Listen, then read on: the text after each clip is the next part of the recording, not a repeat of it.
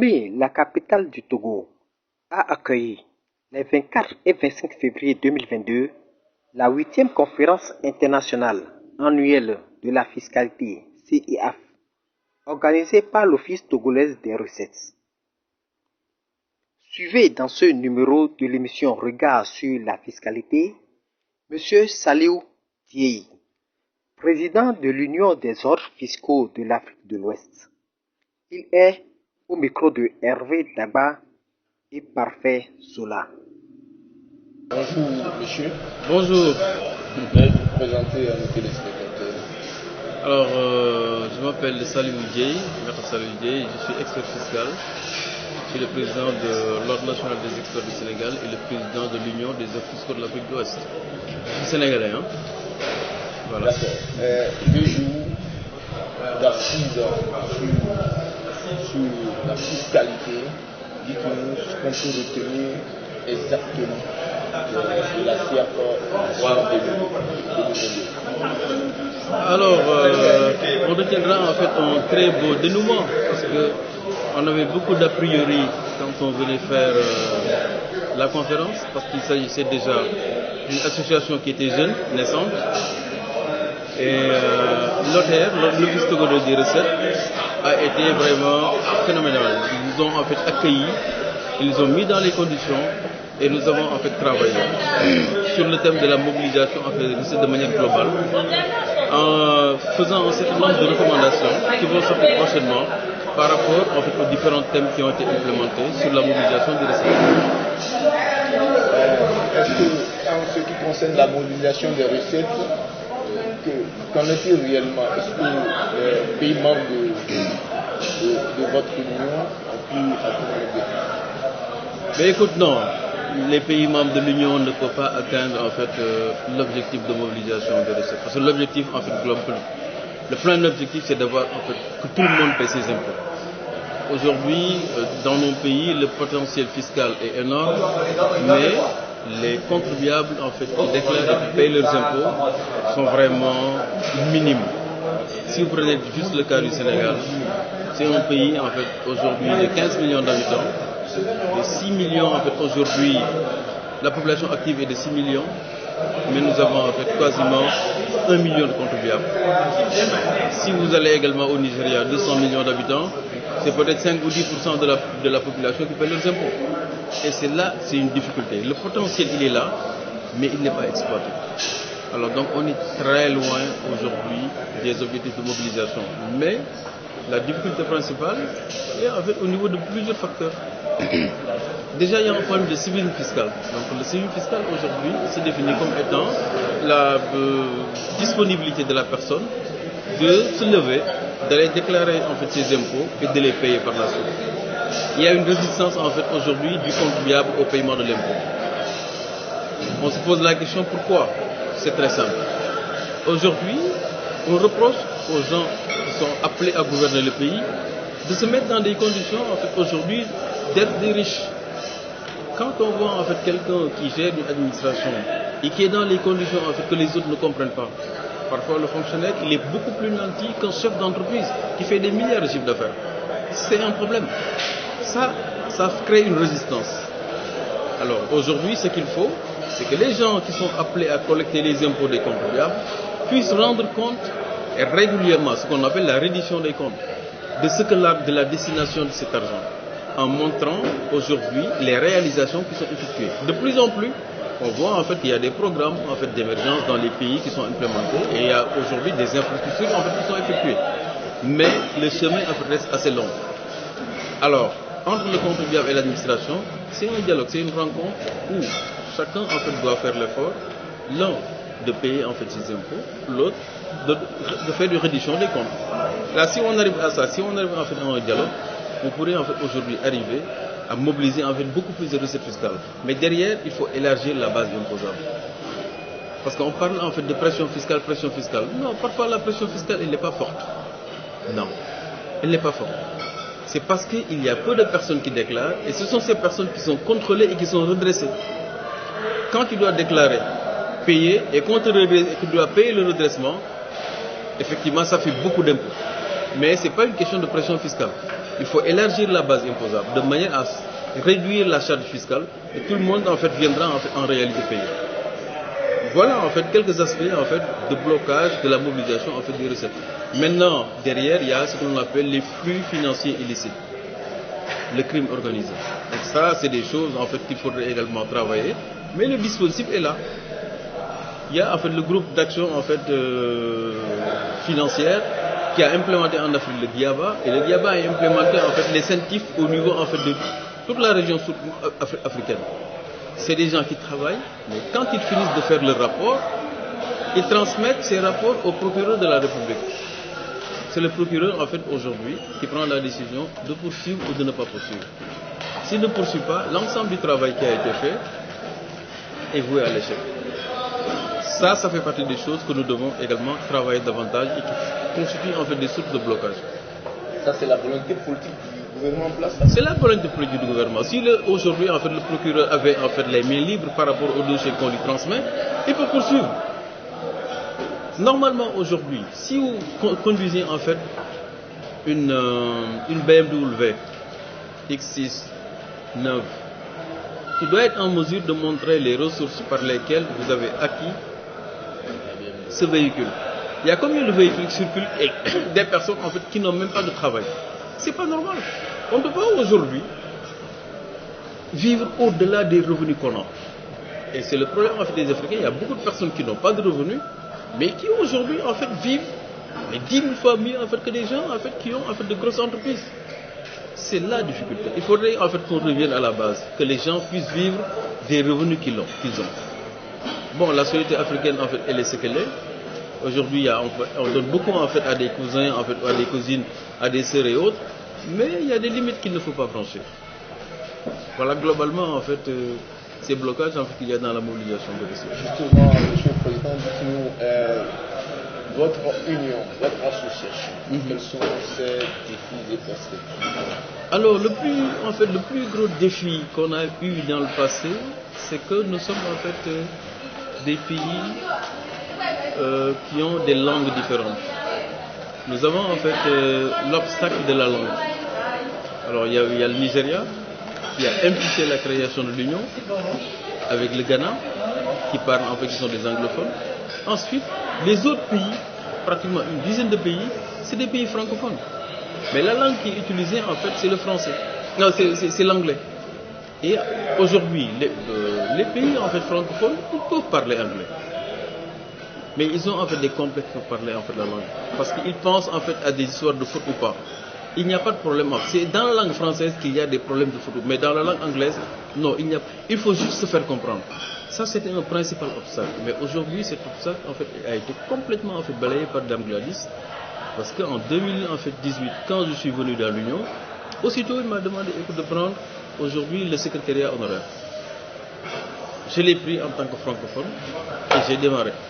2 ans après, c'est elle-même qui me dit écoute, il faut prendre la présidence pour mobiliser les francophones. C'est ce que nous avons fait et c'est l'une des raisons pour lesquelles cette année nous avons organisé la conférence du Togo. Aujourd'hui, le principal défi c'est l'histoire de la langue. Maintenant, il nous faut en fait harmoniser davantage la profession d'expert et de conseil fiscal.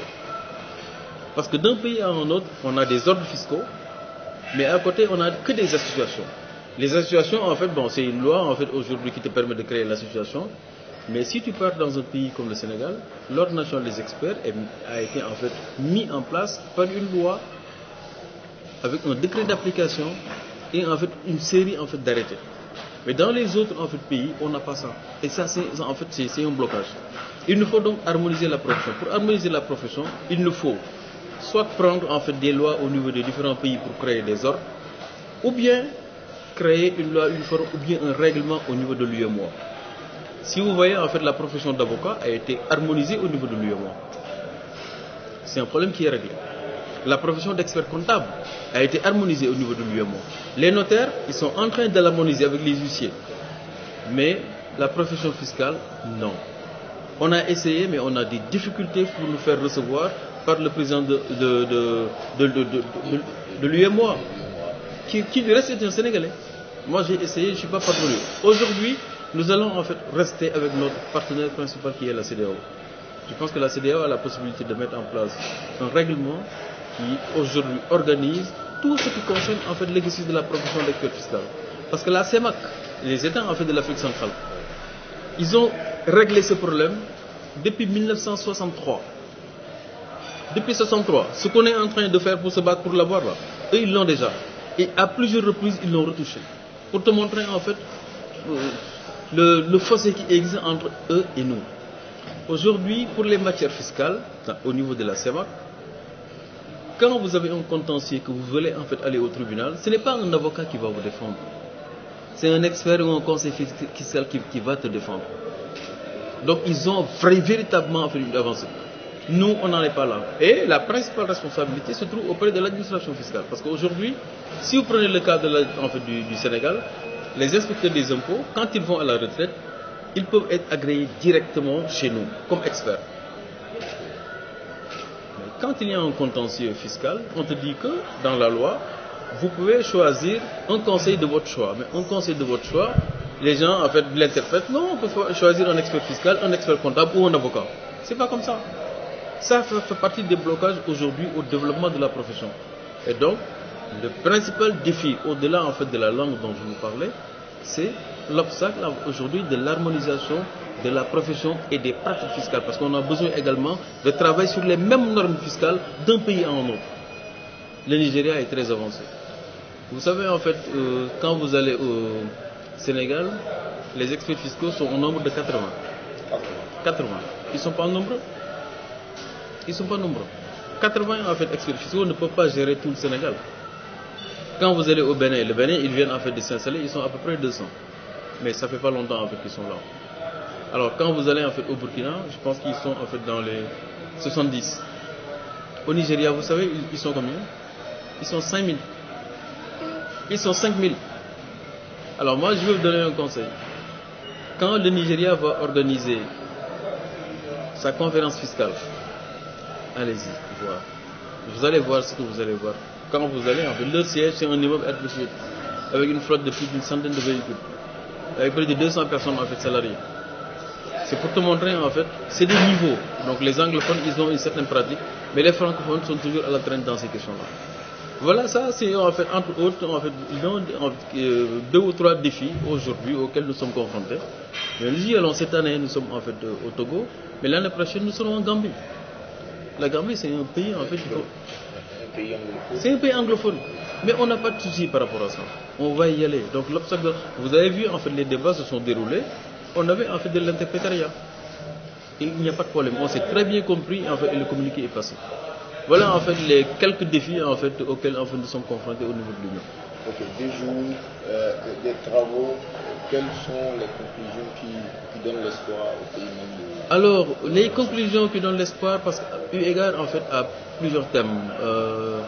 Le dernier thème qui concerne en fait la zone de libre-échange, on se pose en fait vraiment beaucoup de questions sur la zone de libre-échange. Parce qu'aujourd'hui, il faut harmoniser pas mal de choses. Et il y a en fait 3 ou 4 pays qui n'ont pas encore en fait ratifié. L'obstacle des politiques stables, parce qu'en fait on met en place des politiques, mais ces politiques ne sont pas stables. L'obstacle aujourd'hui de l'investissement, parce qu'on a en fait des gens qui sont là en fait pour gérer chacun ce que nous concerne en fait un certain nombre de prérogatives, mais c'est pas toujours cela. Et en fait on est toujours en fait à la traîne. Et aujourd'hui, dans cette zone-là, il y a pas mal en fait de décisions qui doivent être prises par rapport en fait à la zone de libre-échange. On a le dispositif est là, mais on ne le sent pas. On ne le sent pas. Alors derrière, en ce qui concerne l'impôt minimum mondial, en fait, on en a parlé. C'est les Européens qui, à un certain moment, se sont dit que, écoutez, les multinationales, ils vont en fait font n'importe quoi. On fait en fait un impôt minimum mondial. Mais en réalité, c'est déplacer aujourd'hui la charte fiscale, en fait, bon, les gains fiscaux, en fait, dans leur pays. Parce qu'il y avait les normes du BEPS, en fait, qu'on avait mis en place, pour permettre aujourd'hui de limiter l'influence, en fait, aujourd'hui des multinationales. Mais avec l'impôt minimum mondial, c'est un impôt minimum en fait, de 15% en fait, qu'on va implémenter, mais qui va en fait générer pratiquement, disons, près de 200 milliards de dollars en fait, annuellement, mais sa répartition va poser problème. Et si on tue la répartition, les pays africains auront en fait près de 3% en fait, de revenus supplémentaires par rapport à ce qu'ils avaient. alors que les Européens ils vont avoir en fait près de 19 à 20%. C'est un problème de répartition. Et c'est une injustice. Parce que si vous vous rappelez du doing business, le doing business, en fait, oui, le doing business, chaque fois, on nous demande de faire des réformes. Et si vous faites des réformes, vous êtes bien noté. Et il y avait un classement. Ils l'ont laissé tomber. Ils nous font réformer notre fiscalité. En un certain moment, ils introduisent l'impôt minimum mondial. Ils ont dit même, en fait, que le doing business, finalement, on ne publie même plus le rapport. Mais si nous modifions, en fait, aujourd'hui, notre dispositif fiscal, c'est pour attirer le maximum d'investissement. Mais aujourd'hui, on le fait, mais avec l'impôt minimum mondial, mais écoute, on n'est plus compétitif. Et ça, c'est un manque à gagner de certains pays. C'est un véritable manque à gagner de certains pays. Alors, on a parlé également, en fait, aujourd'hui, des obstacles, en fait, qu'il y a par rapport, en fait, à la mobilisation. En fait, j'en suis venu. Aujourd'hui, les réformes cascades que les administrations sont en train de faire est un blocage. Et les réformes, quand ils se font, malheureusement, ils ne rencontrent pas l'assentiment, en fait, de la partie privée. Ça veut dire que si vous voulez, en fait, commencer une réforme, mais appelez, en fait, les gens autour de la table. Vous mettez, en fait, la réforme sur la table, les gens vont discuter pour arriver à quelque chose. Dans le passé, au Sénégal, on a eu à le faire. Mais aujourd'hui, on découvre, en fait, les réformes à travers la loi de finances. Chaque année, en fait, quand on fait la loi de finances, on te met, en fait, une ou deux réformes sans pourtant te consulter. Et ça crée, en fait, aujourd'hui pas mal de problèmes. Voilà. Monsieur le Président, votre mot de fin. Mais écoute, je vous remercie déjà en fait de l'interview. Mon mot de la fin est destiné aux gens qui sont appelés à donner l'information. Moi, je le dis toujours, l'ensemble des journalistes, des médias, on doit aujourd'hui les mettre dans une salle à travers un atelier pour leur expliquer comment fonctionne le système fiscal. Parce que le jour où vous comprendrez en fait comment ça fonctionne, c'est en ce moment en fait que vous pourrez aujourd'hui faire de bons papiers.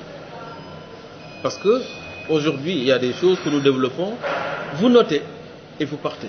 Mais vous ne comprenez pas en fait la quintessence aujourd'hui en fait du système fiscal.